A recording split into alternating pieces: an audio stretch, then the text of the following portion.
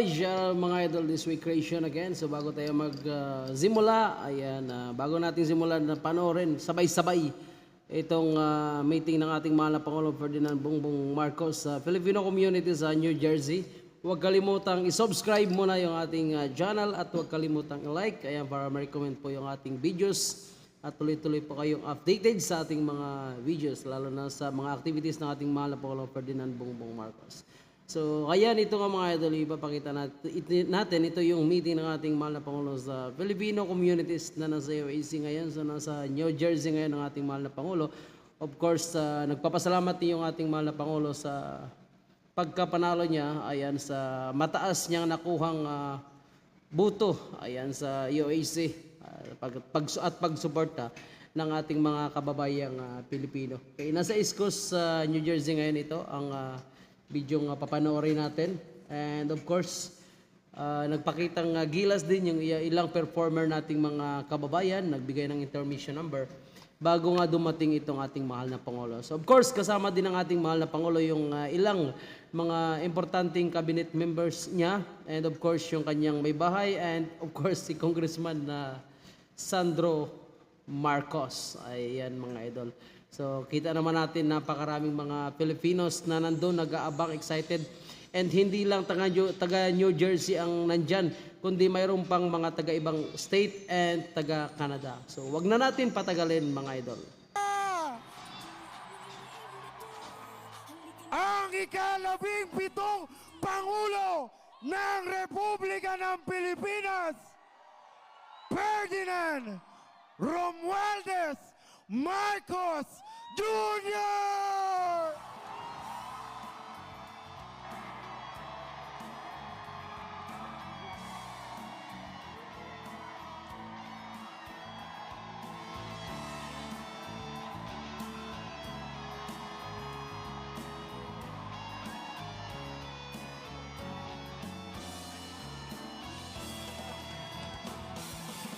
At kasama rin po natin ang ating First Lady, Luisa Raneta Marcos!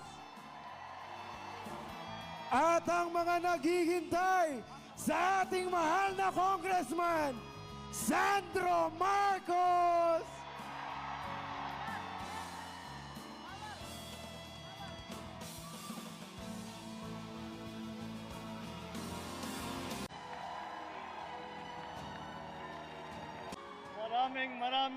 Maraming salamat po sa inyong lahat sa inyong napakainit na salubong na ibinigay sa aming lahat, sa delegasyon namin, kami mag-asawa na si Lisa, at ang delegasyon natin, ang mga cabinet minister, ng cabinet secretary na nandito para sa pagpunta namin sa United Nations.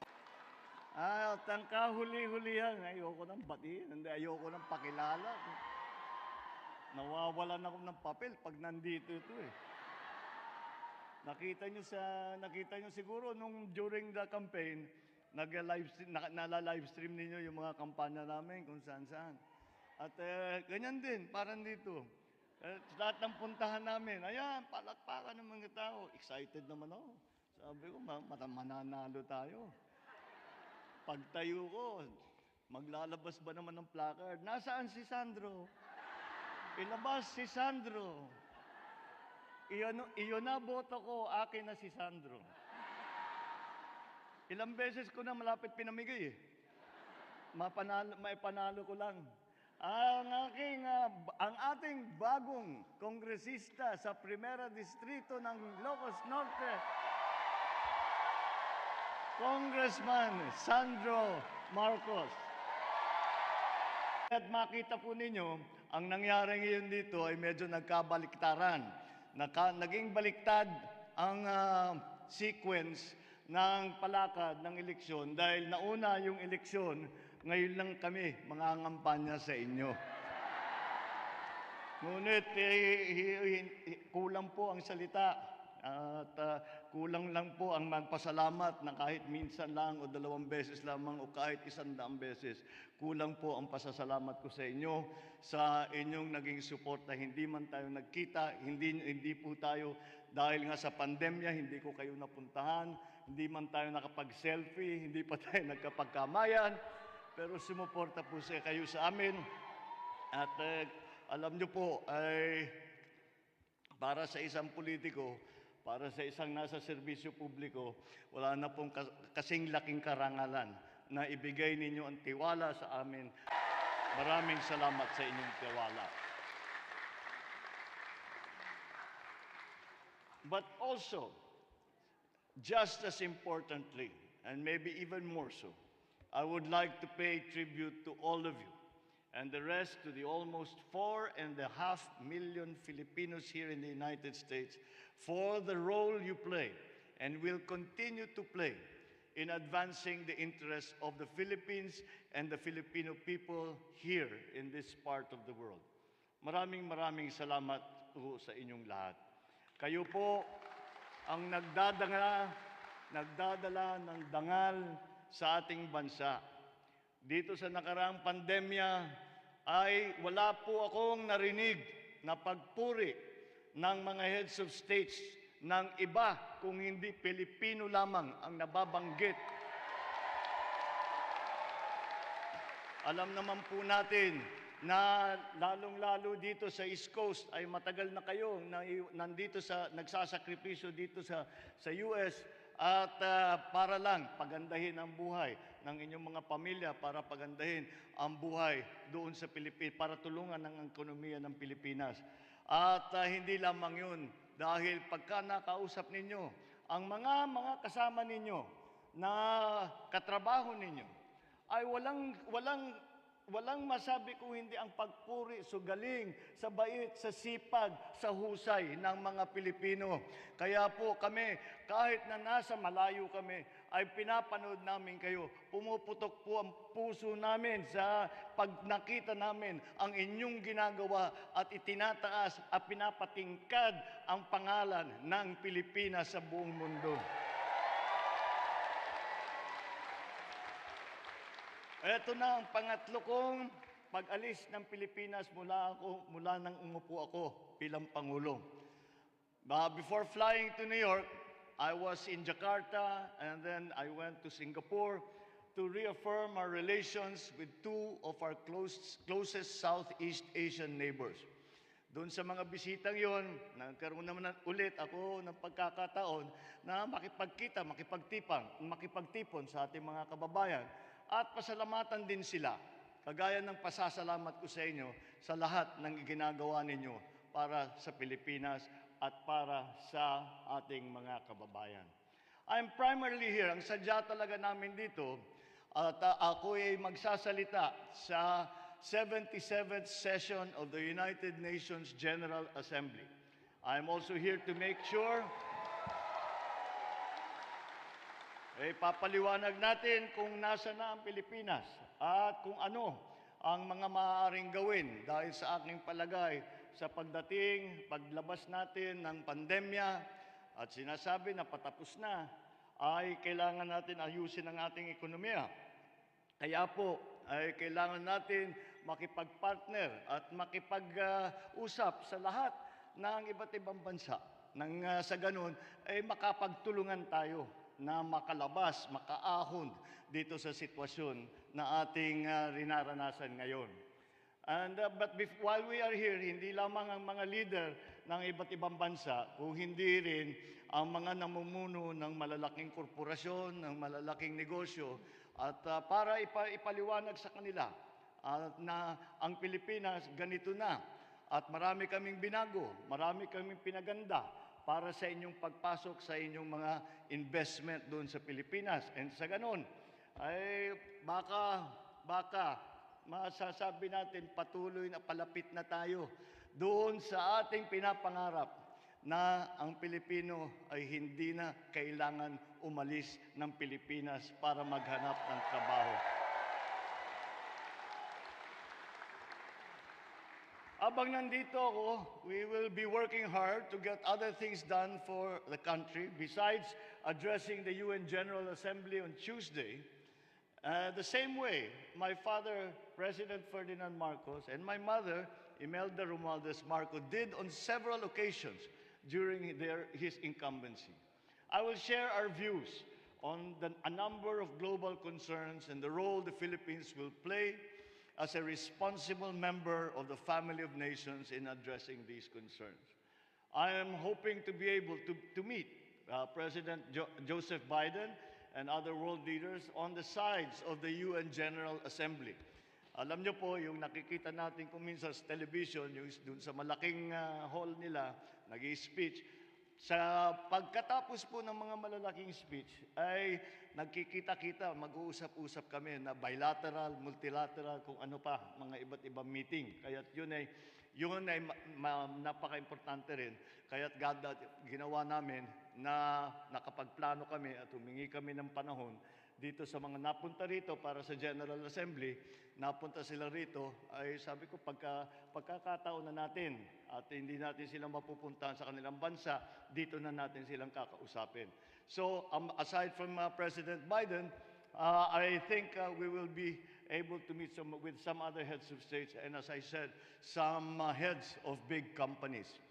After all, our bilateral alliance with the United States is possibly as important an policy as there is in the Philippines. Our relations with the United States remain strong, and I believe we will make them stronger in the coming years.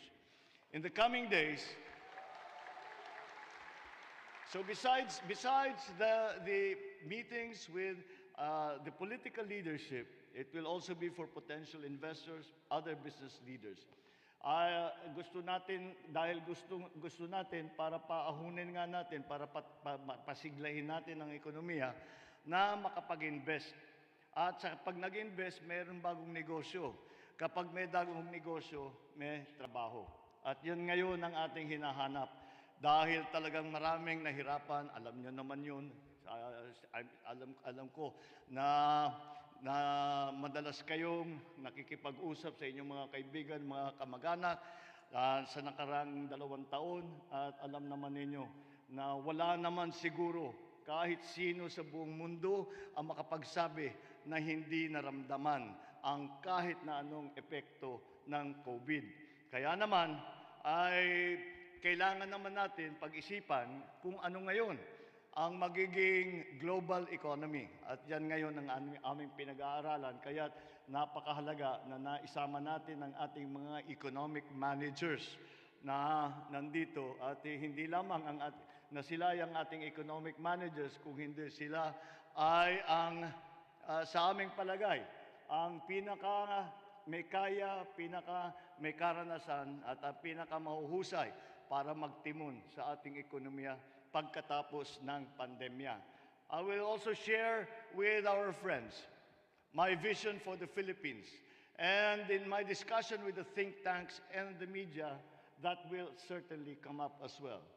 In all my meetings here in New York, I hope to share our hopes and aspirations for our country and our people. We have over 10 million kababayans all over the world, and as your president, I understand and know full well the significant impact of the Philippine diaspora on our motherland, especially in terms of supporting our post-pandemic economic recovery. Dollar remittances have in fact hit an all-time high of $34.88 billion in 2021. Kung hindi dyan, this represents a 5.1% increase from the $33.19 billion recorded in 2020. Our kababayans here, kayo lang dito sa United States, halos 40% ng remittance noong 2021 ay galing dito sa Amerika. Alam niyo po, ay siguro kung dahil noong 2020 at saka 21 lalo, ay talagang bagsak ang ekonomiya, walang trabaho, naka-lockdown tayo din sa Pilipinas at yung remittances na pinadala ninyo, alam ko, ang iniisip ninyo ay tulungan ng mga pamilya ninyo. Pero kahit hindi nyo nararamdaman, malaking naitulong ninyo sa ekonomiya ng Pilipinas at siguro hindi lang malaki ang naitulong binuhay ninyo ang ekonomiya ng Pilipinas. Kaya ulit, ay ipinagmamalaki talaga namin ang mga OFW natin. You sent this record-breaking figure even when many of you were affected by the COVID-19 pandemic. Maraming salamat sa inyo sa lahat ng iginagawa ninyo. Maraming salamat sa inyong remittance na ginagawa na para pagtulong sa ating ekonomiya. Maraming salamat sa lahat ng ginagawa ninyo para pagandahin ang reputasyon ng Pilipino at ng Pilipinas dito sa Amerika at sa buong mundo. Maraming salamat sa inyo sa iyong tuluyang. Kahit na kayo'y napalayo na at nasa ibang bansa, ay hindi nyo kinakalimutan ng Pilipinas at hindi nawawala ang init ng inyong pagmamahal sa ating bansa. It is clear here in the United States, as in all the other countries that Filipinos continue to make a positive contribution to society. Our kababayans have been doing so since our sailors set forth from the Philippines on board Spanish galleons, established the first Filipino settlements in the coastal wetlands of Louisiana more than 250 years ago. Today, the almost 4.5 million strong Filipinos across the United States, the third largest Asian population in the country, continues to demonstrate the qualities that global Filipinos are known for. Your excellent work, your ethics, your integrity, and the Filipino virtues of malasakit, aruga, at kalinga. Siguro, hindi natin mapapag-usapan ng mga OFW, lalong-lalo nga naranasan natin ang COVID-19 sa nakarang 2 taon. Siguro hindi maaari na pag-usapan ng OFW na hindi pag-usapan at bigyan ng special recognition ang ating mga nurses at other healthcare workers who have fought bravely on the front lines against COVID-19, especially in New York City and its environs, which was the epicenter of the pandemic when it first broke out in the spring of 2020. During this extraordinary and unexpected health crisis, many of our kababayans lost their lives in the process of fulfilling their oath to care for the sick. Filipinos nurses in the United States make up 4% of all registered nurses, but a disproportionate third of the more than 200 nurses who died from the virus were Filipinos. In New York City alone, at least 30 Filipino healthcare workers succumbed to the virus. I take this opportunity to extend my condolences to the grieving families and friends here and back home. I can promise you that this heroism of yours, of our kababayans, will not fade into obscurity. Their legacy we will make live on as they continue to inspire our kababayans to show the world what it means to truly be Filipino. So may I ask the nurses, such as the front and other frontliners, doctors, medical professionals, mga teacher, mga emergency response workers, service employees na nandito, tumayo muna kayo para mapalakpakan namin kayo.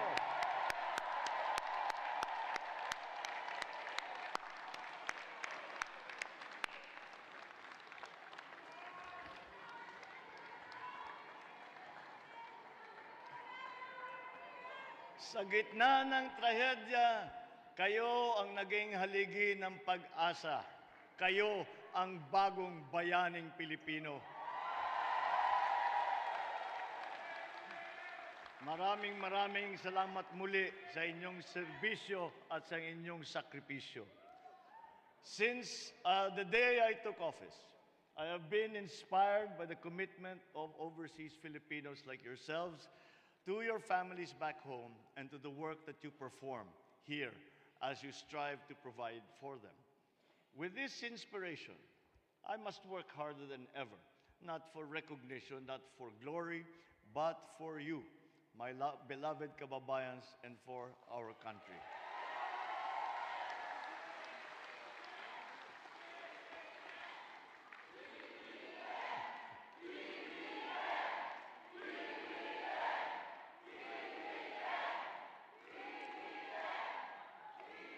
Every Filipino who leaves the country to work abroad and who sacrifices by leaving their families in the Philippines should have a government that they can call home while they are away from the motherland. At yan ang magiging katungkulan ng Department of Migrant Workers at ang Department of Foreign Affairs. Sa pamamagitan ng ating mga embasiya at consulate at na sa buong mundo, ay yan ang kanilang gaganapin. They will serve as the refuge for our distressed kababayans amidst a world of insecurity, uncertainty, and tight competition. We have come to an understanding with our Secretary of Migrant Workers, Tuts Ople, to conduct a systems review on how best the government can serve the needs of our kababayans abroad, especially those who may find themselves in distress. I have also asked Foreign Affairs Secretary Ricky Manalo to make sure our foreign service posts remain responsive to the needs of our Filipino nationals, especially in the delivery of passports and other consular services. We will give our overseas Filipino workers all the advantages that we can provide them to survive, and not only survive, but to thrive. We will not condemn the future of our race to menial occupations abroad. We intend to bring back an educational system that prepares coming generations for more jobs and better jobs. Our Vice President and Secretary of Education, Sara Duterte Carpio,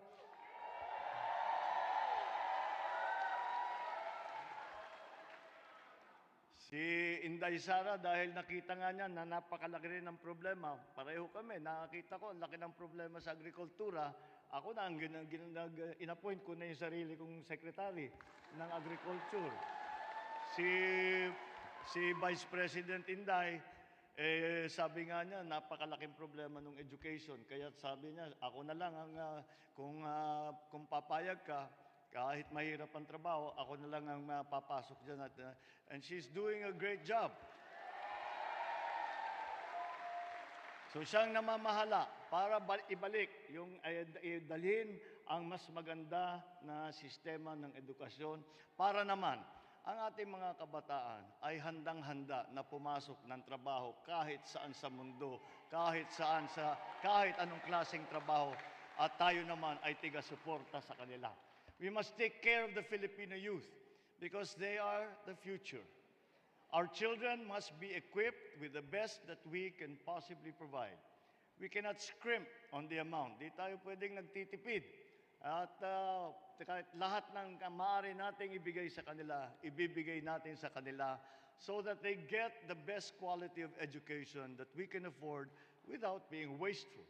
We will provide teachers the materials necessary for effective teaching in this day and age. Ngayon, hindi na workbook na lang at saka lapis at saka papel. Kailangan may device, kailangan may wifi, kailangan may mabilis na sistema. Kaya't na yung ating DICT Secretary ay nalalagas na yata yung book na dahil kakaisip kung paano gagawin lahat ito. Pero gagawin po natin yan. Dahil hindi po tayo makapag-compete, hindi po tayo makipagsabayan sa mga iba't ibang bansa, kundi po natin gawin yan. At ito ay parang naghahabol pa lang tayo. Tayo ay nais natin ay sa ating paghabol ay hindi lang makapagpantay kundi lumabis pa sa pinagkaroonan natin at sa ating mga kaibigan. We must do in education, we must do better in international rankings, especially when it comes to the so-called STEM subjects, science, technology, engineering, mathematics.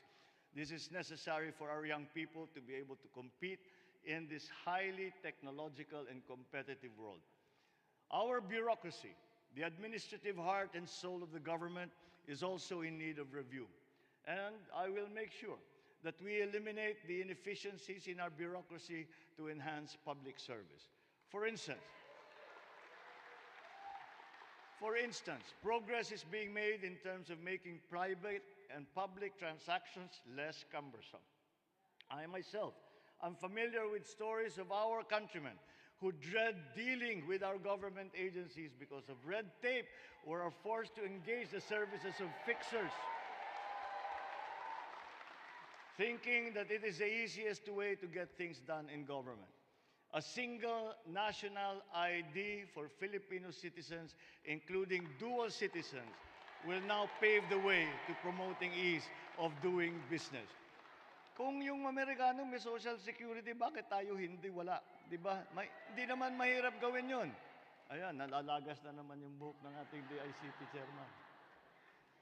We target 92 million national IDs to be issued by the middle of 2023.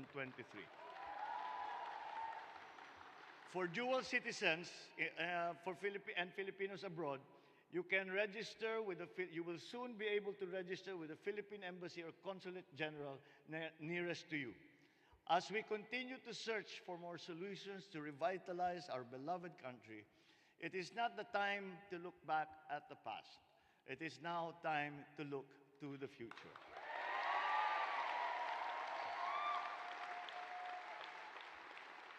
And the future looks bright. The economy, we expect to grow by 6.5% to 7.5% this year. We will implement tax reforms that will be responsive to the development of the digital economy and will increase revenue collection. We also have formulated our medium-term fiscal strategy to achieve measurable medium-term macroeconomic and fiscal objectives, such as a 6.5% to 8% real GDP growth annually between 2023 and 2028. We also target a 9% or single-digit poverty rate by 2028. We target a reduction of just 3% to just 3% of our national government deficit to GDP ratio by 2028. A less than 60% national government debt to GDP ratio by 2025, and the attainment of upper middle income country status by 2024. I have tasked NEDA, the National Economic Development Authority, to come up with a 5-year development plan. I am confident that Secretary Arce and the rest of his team will deliver the best strategy for us to pursue in the coming years, just as they did during his first stint as the country's socio-economic planning secretary. The backbone of an economy is its infrastructure. I have said it before, I say it again. I will continue the Build, Build, Build flagship infrastructure program of the previous administration. And wherever possible, we will expand it. We must keep the momentum going. We will also raise the level of our other systems of transportations in key cities throughout the country. Investing in modern and efficient infrastructure will remain a very high priority of this administration, as it is a necessary element to accelerate economic growth by generating jobs, improving many sectors such as tourism and especially agriculture.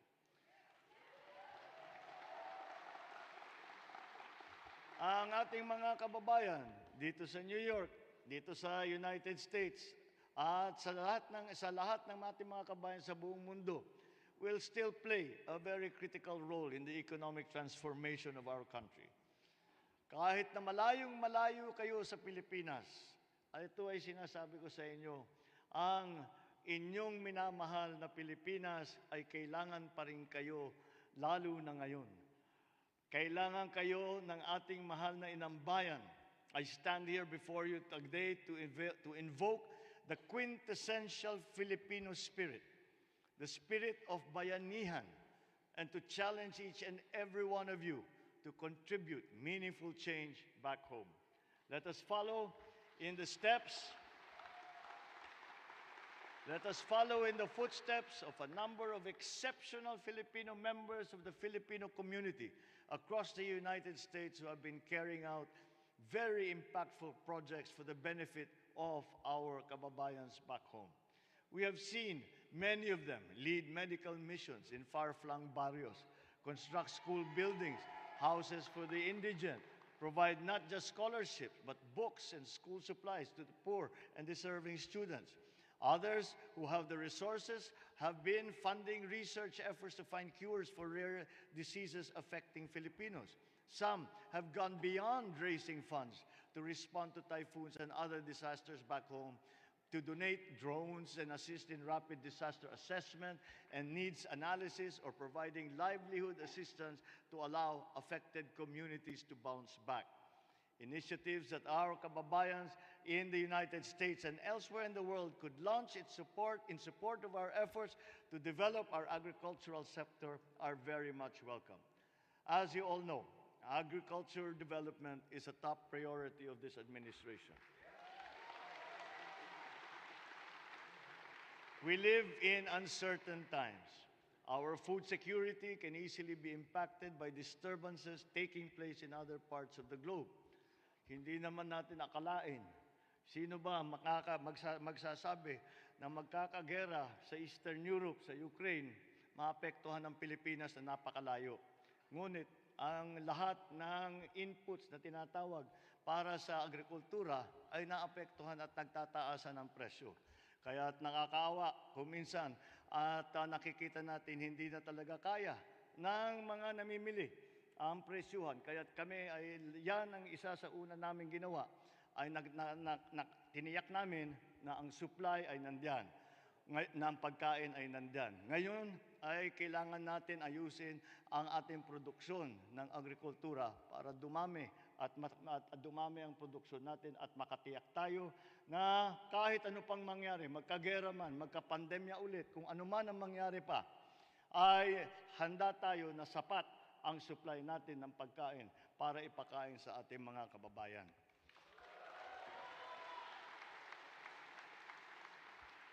It is a challenge. Attaining food sovereignty is not impossible with your help. I count on our agriculturists, our specialists abroad to contribute to this endeavor. I call on you and other Filipino overseas to invest in agribusiness ventures in the Philippines and become what they call now agripreneurs yourselves to help revitalize our countryside. You can encourage your young relatives back home to take college courses related to agriculture. If you have idle lands in the Philippines, ask your families to take care of them and help them develop them for agriculture. Have them plant ube and calamansi, which are in demand abroad, but we have very little supply. Every initiative to secure a bountiful harvest counts. Walang masyadong maliit na pagtulong na hindi binibigyan ng halaga.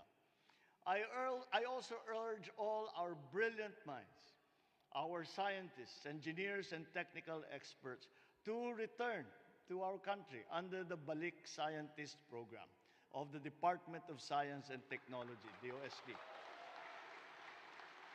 Let us reverse the brain drain. Ibalik natin ang mga galing ng Pilipino sa Pilipinas and help bring the Philippines to heights it has not reached before. I urge also our teachers, our doctors, our nurses, other professionals as well, to continue sharing what they have learned here in the United States when they come home to their kababayans in the Philippines. There are so many initiatives that all of you could launch to help propel us further forward. When I arrived this afternoon, I was invigorated by the hundreds of ambassadors of the Philippines present in this hall. You heard me right. As soon as you step foot on American soil, lahat kayo, automatic yan, you have become special envoys of the Philippines. All of you. Lahat kayo, including the caregivers, housekeepers, babysitters, others in the informal sector, can do just as much as our diplomats could do by inviting your employers to visit the Philippines, not just to enjoy the beauty and hospitality of our country and our people, but also to explore possible trade investment opportunities there. All of you are encouraged to bring home your friends, to allow them to experience for themselves why the Philippines has become one of the top tourism destinations in Asia that offers the best islands, the most amazing beaches, and stunning landscapes that cannot be found, cannot be bettered anywhere in the world.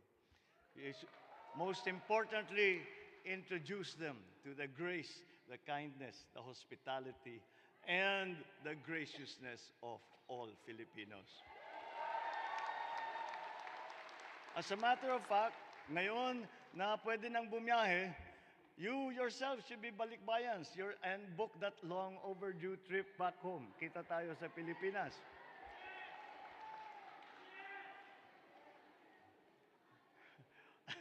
All of you are enjoined to continue investing in the Philippines.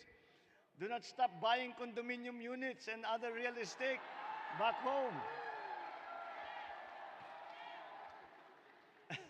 Invest and open businesses. Maliit, malaki, sari-sari store, malaking kumpanya, lahat pwede. Makakatulong lahat yun. And these will all contribute to create much-needed jobs and build a better life for all our people. And if you know someone who is interested to open a business in the Philippines, let our embassies or our consulates know so we can pursue and finally close the deal. As I said, every little bit counts. When you get home after this gathering, I would like for you to list down 3 things that you can do for your country and commit yourself to make them happen. We have a long and bumpy road full of risks and perils ahead of us as we face this turbulent time in global history. But as your president, I remain confident that with your 3 things, no matter how small they are, those 3 things we will make us succeed if we all agree to unite and to work together. Kaya't pagkakaisa pa rin ang ating sigaw.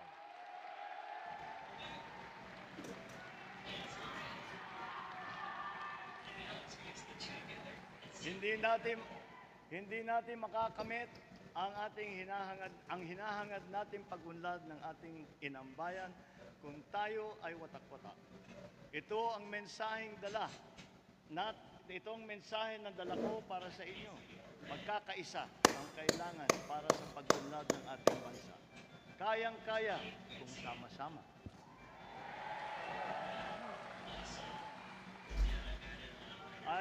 I spoke often during the campaign of the spirit of the Bayanihan, and I invoke that spirit again. The spirit of Bayanihan that burns bright in the hearts of every member of the Filipino community here in the United States and all around the world.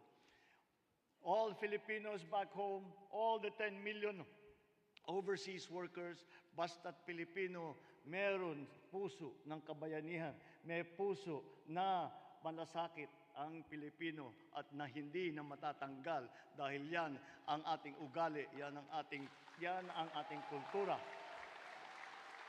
yan ang ating tibay, yan ang ating galing. So with all that, with all the little things and the large things that we can all do, let us build this brighter future for the Philippines. And let us look back and say that we did everything that we could possibly do to help our beloved country, to help our beloved countrymen. Magbayanihan po tayong lahat. Mabuhay ang Pilipino. Mabuhay ang Pilipinas. Mabuhay po kayong lahat at maraming salamat at magandang hapon po sa inyong lahat. So yung mga idol, yung naging maganda at malaman na speech ng ating mahal na Pangulong Ferdinand Bongbong Marcos. So ayun nga, in-encourage niya yung mga kababayan natin na nasa Amerika na mag-invest sa Pilipinas, mag-invest sa farming, at ini-encourage niya rin yung mga engineero, scientists na nasa ibang bansa na umuwi ng Pilipinas at makipagtulungan, okay, sa ating bansa. So maganda pa rin yung hari ng ating mahal na Pangulo. Tinututukan niya nga, gaya ng Department of Agriculture, na ibida niya rin yung gustong gawin ng ating Vice Presidente, Inday Sara Duterte, tungkol po dito sa edukasyon. So kung nakita natin, sobrang tuwa ng ating mga kababayan na nasa Amerika o nasa New Jersey na nakasama yung ating mahal na Pangulo. So good luck po sa trip ng ating mahal na Pangulo na nasa Amerika ngayon at mag-a-attend sa mga bilateral talks sa iba't ibang bansa. So maraming salamat po sa inyong lahat. Thank you so much for watching this week creation. Don't forget to hit like, subscribe na rin. God bless everyone. Thank you.